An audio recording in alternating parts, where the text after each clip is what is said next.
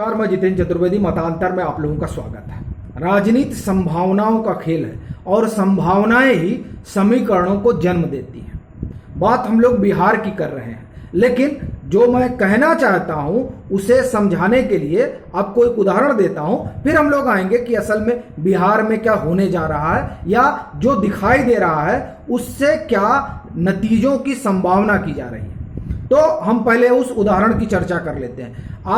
आजकल आप देख रहे होंगे उत्तर प्रदेश में एमएलसी के चुनाव होने थे और उसमें समाजवादी पार्टी ने अपना टिकट बांटा और उस टिकट में केशव देव मौर्य को हिस्सेदारी नहीं मिली। केशव देव मौर्य का एक दल है महान दल, और महान दल को जब टिकट नहीं मिला तो उन्होंने जो है समाजवादी पार्टी से नाता तोड़ लिया और अब वो भाजपा के एक मंत्री हैं, उनसे उनकी मुलाकात हुई और संभावना है कि वो भाजपा में जाएंगे। केशव देव मौर्य को नतीजे आने से पहले समाजवादी पार्टी में संभावना दिख रही थी, सो वो समाजवादी पार्टी से जुड़ गए। अब नतीजे आने के बाद जब उन्हें लगा कि साहब अब कुछ नहीं मिलेगा अभी तक, तब अब उन्हें भाजपा में संभावना दिखाई दे रही है, तो वो भाजपा के साथ चले गए और जाहिर तौर पर इससे एक नया समीकरण बनेगा।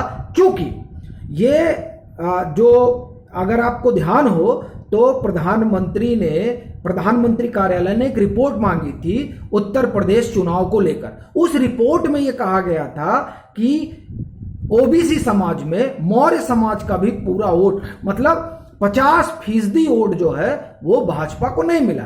तो अब लोकसभा चुनाव को ध्यान में रखते हुए उस 50% वोट की भी सोशल इंजीनियरिंग पर कामकाज हो रहा होगा। बहरहाल अपना कहना यह है कि जो समीकरण बनते हैं वो संभावनाओं पर बनते हैं, और पहले महान दल को समाजवादी पार्टी में संभावना दिखी और अब महान दल को संभावना भाजपा में दिख रही है, तो वो भाजपा का दामन पकड़ना चाहते हैं।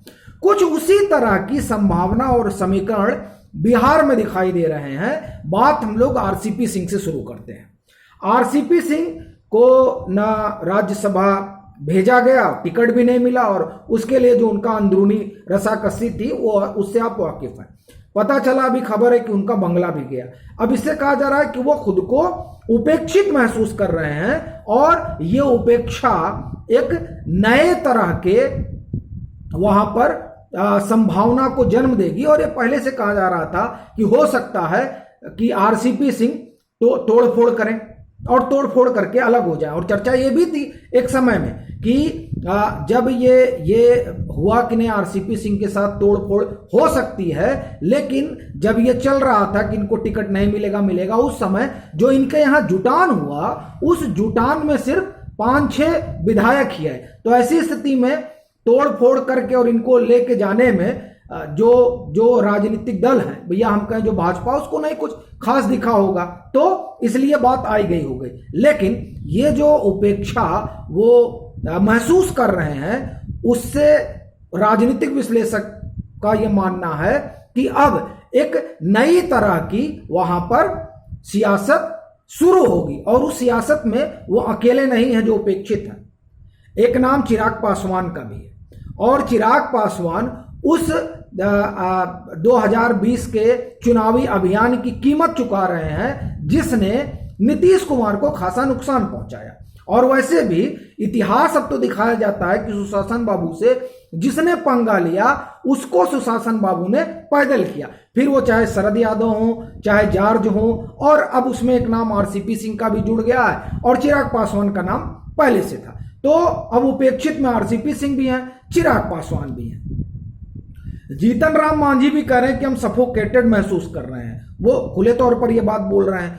मुकेश साहनी वो भी अपने आप को बड़ा उपेक्षित महसूस कर रहे हैं। अब ये 3 उपेक्षित 17% वोट होता है इन 3 उपेक्षित लोगों का। ठीक, अब हम आते हैं जो और एक उपेक्षा झेल रहे हैं, वो है कांग्रेस। देखिए, राजद तो उनको बैगेज समझ रही है, और आपको ध्यान होगा जब उपचुनाव हो रहा था, और उपचुनाव में मतलब बोचहा से पहले वाले, तो उसमें जब ये हुआ कि कांग्रेस को आप लोग टिकट देंगे कि नहीं देंगे गठबंधन में, तो कांग्रेस के प्रदेश अध्यक्ष का कुछ बयान आया, तो लालू प्रसाद यादव ने कहा था कि वो भगचोनर है, ये उनके शब्द हैं। तो बहरहाल, तो इस वजह से, और फिर एमएलसी के चुनाव में देखिए तो वहां भी कांग्रेस को कुछ मिला नहीं।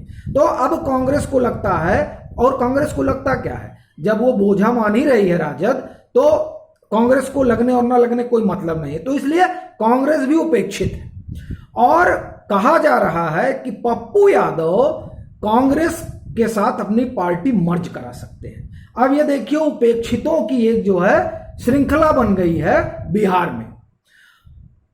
एक के पास 17% वोट है, और कांग्रेस का जो अपना वोट है 7% 8% मान लीजिए। अब दो संभावना इसमें जन्म लेती हैं, और दोनों में से कोई भी संभावना आकार लेती है तो उससे जदयू और राजद का ही नुकसान होगा। वैसे भी राजद तो हैं तो वो लोग सेकुलर, लेकिन सांप्रदायिक पार्टियों के साथ हाथ मिला रही हैं। अब आप कहेंगे कि है सर ये तो सेकुलर लोग हैं, तो देखिए AIMIM के साथ जो है इनकी खिचड़ी पक रही थी। अभी कितना दूर तक पहुंची है मालूम नहीं, लेकिन खिचड़ी पक रही थी, और MLC चुनाव में वो सहयोग भी लेने की बातचीत हो रही है। तो ये एक वहां संभावना चल रही है। खैर, हम लोग बात उपेक्षितों की कर रहे हैं। तो उपेक्षित में RCP सिंह हो गए, चिराग पासवान हो गए, जीतन राम मांझी हो गए और मुकेश सहनी हो गए। इनके 17% वोट हैं। कांग्रेस भी उपेक्षित है, कांग्रेस और पप्पू यादव। तो अब ये सारे उपेक्षित मिलकर 25 से 27% वोट इनका होता है।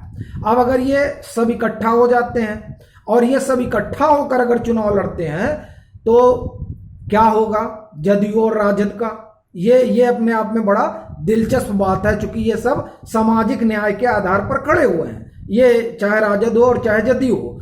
और दूसरे तरफ ये जो उपेक्षित हैं, ये उपेक्षित कांग्रेस को उसमें हटा दीजिए, बाकी ये जो उपेक्षित हैं, अगर ये सवाल उठाने लगेंगे कि साहब बताइए हमारे साथ कौन सा सामाजिक न्याय हुआ, हम तो आपके साथ थे और आपने हमें दूध में पड़ी मक्खी की तरह निकालकर फेंक दिया, तब इनका क्या हश्र होगा? एक बात। दूसरी बात, जदयू और राजद जो तमाम वहां खबरें उड़ती रहती हैं कि गलबहियां कर रहे हैं, और भाजपा अभी भी जदयू के साथ चल रही है, चूंकि इनके पास 14% वोट है। ये जो कांग्रेस के अलावा ये जो 4 लोग हैं और ये 17% वोट बनाते हैं, अगर भाजपा इनके साथ चली जाती है, उसको लगता है कि नहीं जदयू ज्यादा आनाकानी कर रहा है, और हो सकता है 2024 के बाद चली ही जाए, तो बिहार की राजनीति पूरी उलट पुलट जाएगी। और असल में ये जो उपेक्षित दल खड़े हुए हैं, हम दल ना कहूं, कुछ उपेक्षित इंडिविजुअल हैं और कुछ उपेक्षित दल हैं, ये जो खड़े हुए हैं, ये जो है एक नई समीकरण की संभावना को जन्म दे रहे हैं। और अगर ये समीकरण मूर्त रूप लेता है, क्योंकि राजनीति में ये मूर्त रूप लेगा, ये मुझे लगता है कहना गलत नहीं होगा, क्योंकि ये सारे उपेक्षित हैं, और भाजपा मतलब कांग्रेस के अलावा, और भाजपा का जो हमें कहें बिहार इकाई है, वो कम से कम बहुत ज्यादा खुश तो नहीं है अब नीतीश कुमार को मुख्यमंत्री बनाए रखने में। अभी जो कुछ भी वहां चल रहा है उसकी वजह सिर्फ 2024 का चुनाव और उसके पहले राष्ट्रपति और उपराष्ट्रपति का चुनाव है। तो क्या उसके बाद ये जो समीकरण बन रहे हैं, इन समीकरणों से उपजी संभावनाएं बिहार की राजनीति को एक नया करवट देंगी?